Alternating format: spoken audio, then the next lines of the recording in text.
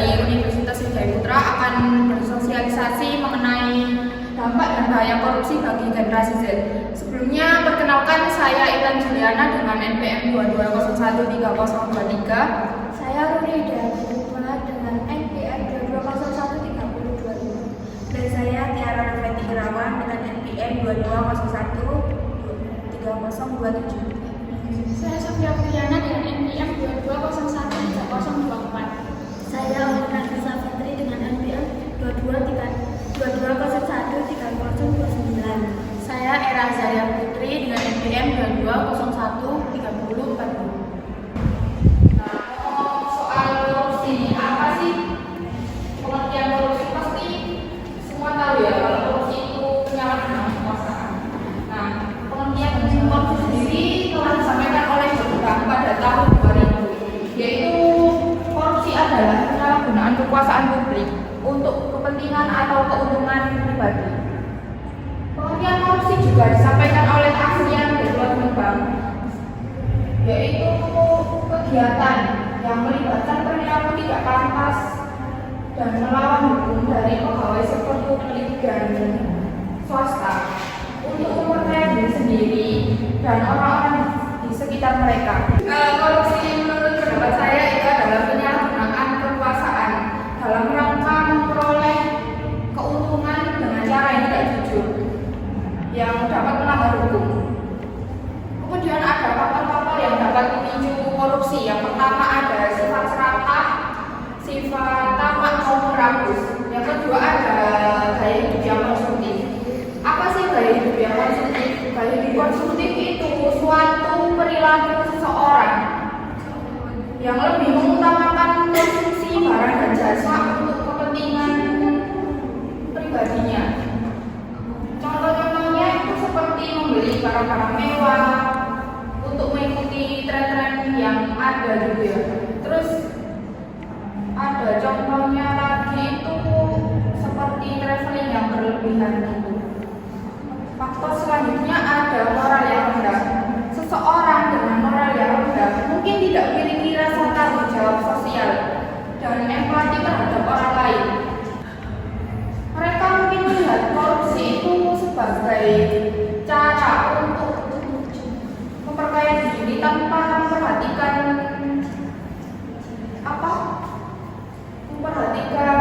akibat buruknya bagi lingkungan sekitar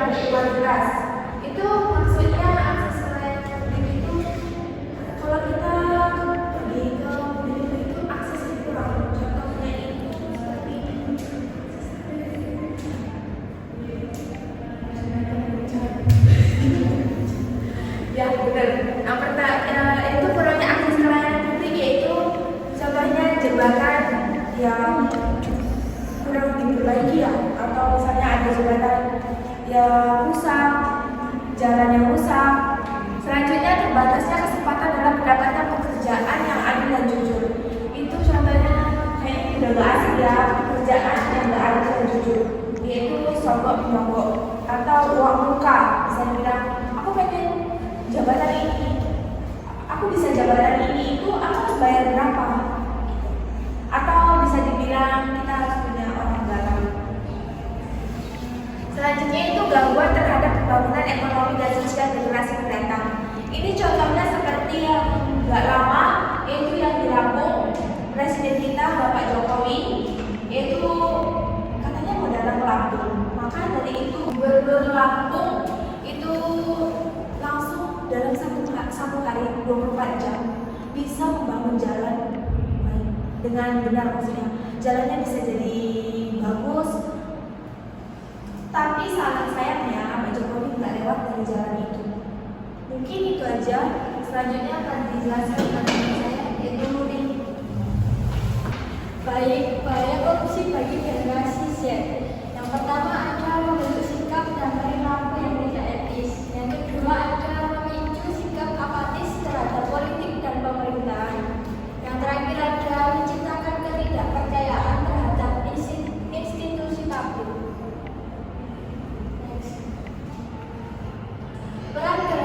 Peran generasi Z dalam mencegah korupsi. Penekanan tentang peran penting dapat dimainkan oleh generasi Z dalam mencegah dan memberantas korupsi. Promosi kegiatan seperti transparansi, akuntabilitas, partisipasi aktif dalam politik, dan peningkatan kesadaran anti korupsi.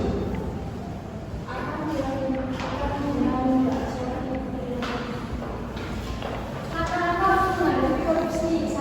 Meningkatkan pendidikan dan kesadaran anti korupsi. 2. Memperjuangkan tindakan pencegahan korupsi bagi kehidupan sehari-hari. 3. Mempromosikan transparansi dan akuntabilitas dalam organisasi bermasyarakat.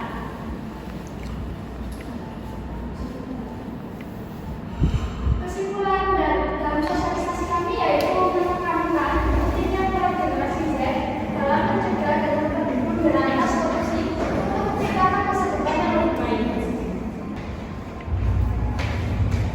Oke, sekian dari sosialisasi kami. Mungkin dari Mbak atau Masnya ada yang ingin ditanyakan dari PPT yang lain, atau ada yang kurang jelas bisa langsung ditanyakan.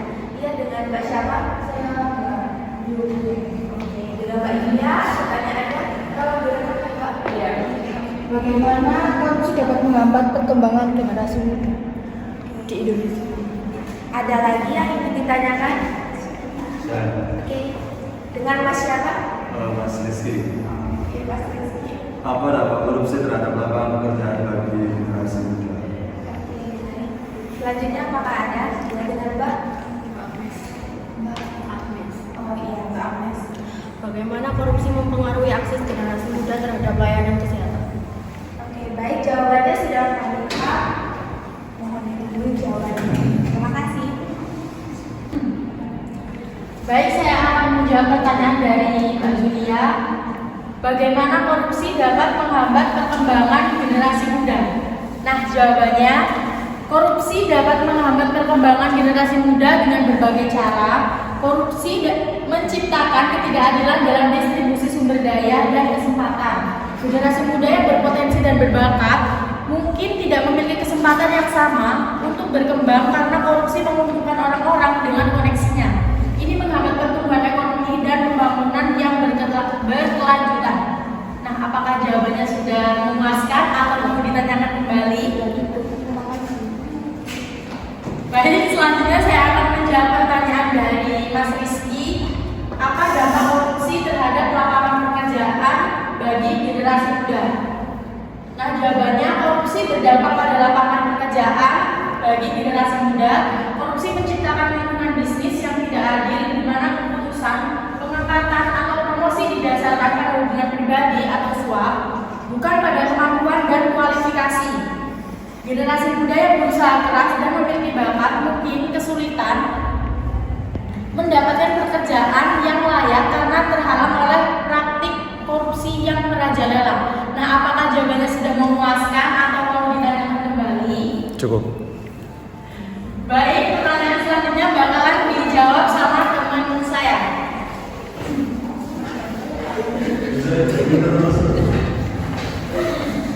Saya akan menjawab pertanyaan dari Pak Agus.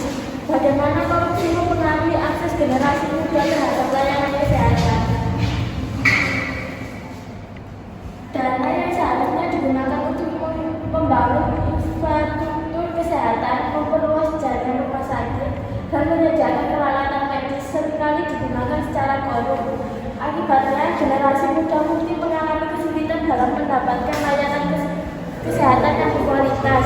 Hal ini berdampak negatif pada kesejahteraan mereka dan berpotensi mengancam masa depan mereka. Apakah ada yang perlu ditanyakan lagi? Setuju? Baik, sekian dari sosialisasi kami. Kurang lebihnya kami minta maaf. Bila itu Assalamualaikum warahmatullahi wabarakatuh. Waalaikumsalam.